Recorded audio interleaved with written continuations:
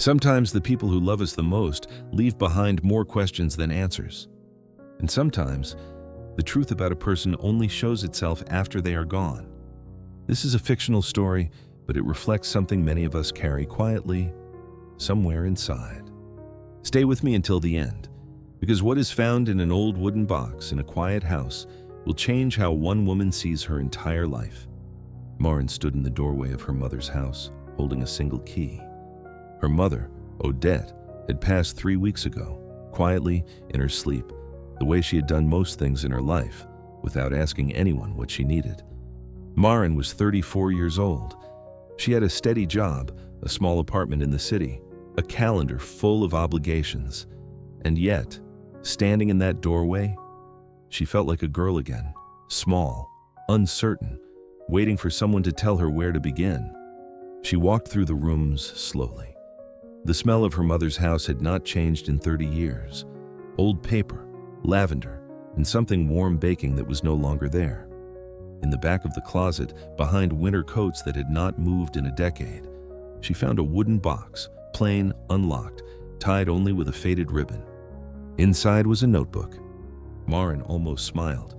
Her mother had always written things down. Grocery lists, birthdays, small reminders taped to the refrigerator.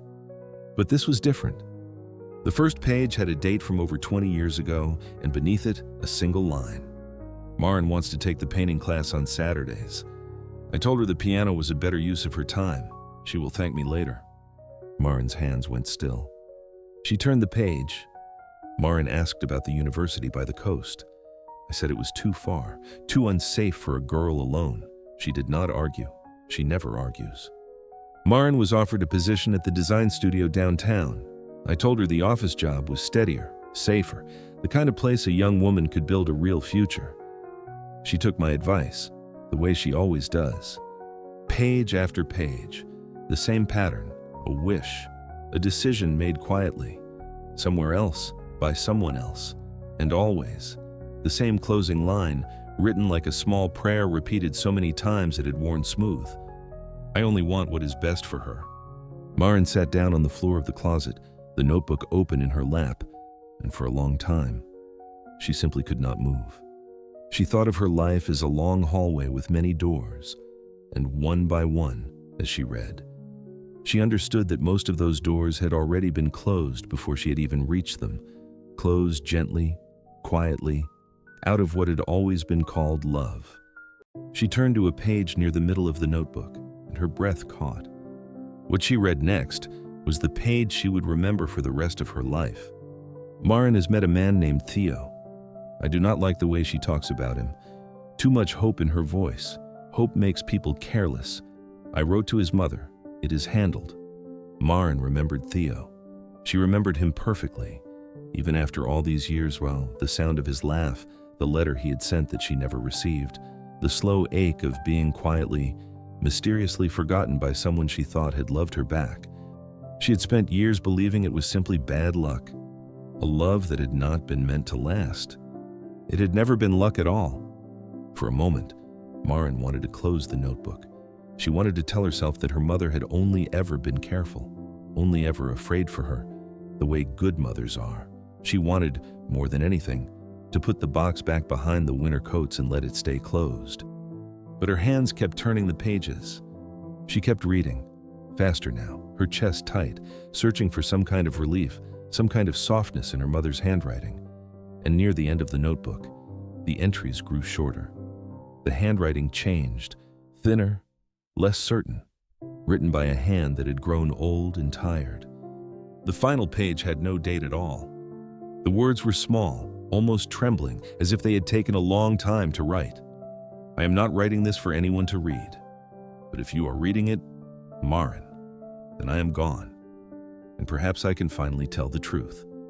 I told myself, every single time, that I was protecting you, that I knew better, that a mother's love means making the hard choices so her child never has to suffer them. But that was never the whole truth.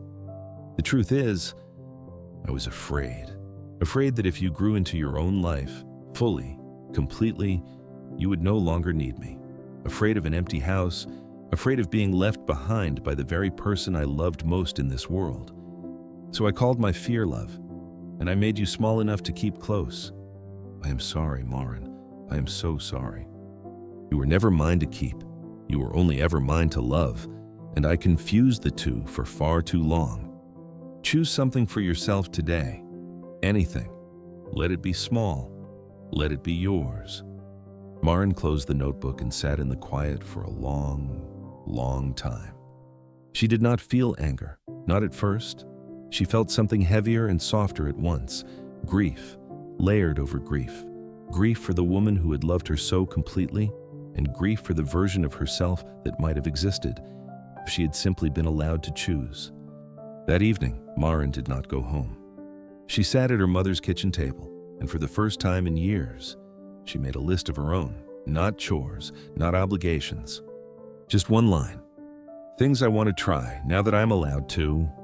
The first thing she wrote was a single word. Theo. Not to undo the past, but simply because she finally could write his name without asking anyone for permission first. The second line, she wrote slower. The coast, the university she never saw. It was only ink on paper, a small, quiet thing, but it was hers. Here is the truth this story holds. Love that protects you teaches you how to stand. Love that fears losing you teaches you how to stay small and calls it safety. They can look almost identical from the outside. A mother who worries, a mother who decides, both can come from the very same heart. But one leaves you room to become yourself, the other leaves you only room to stay exactly where you already are. If someone in your life has been choosing for you, quietly, gently, for years, it does not always mean they were cruel. Often, they were simply afraid, and they did not know how else to hold on. Understanding that fear does not mean you must stay folded inside it. You are allowed to grieve someone and still choose differently than they chose for you. You are allowed to love someone and still take back the parts of your life they were never meant to keep. If this story opened a window in you, even a small one, then it has done its work. Think of the choices that are quietly waiting for you, the ones you have been asking permission for without even realizing it. Write down one small thing today, just one. Let it be yours. Not tomorrow, today.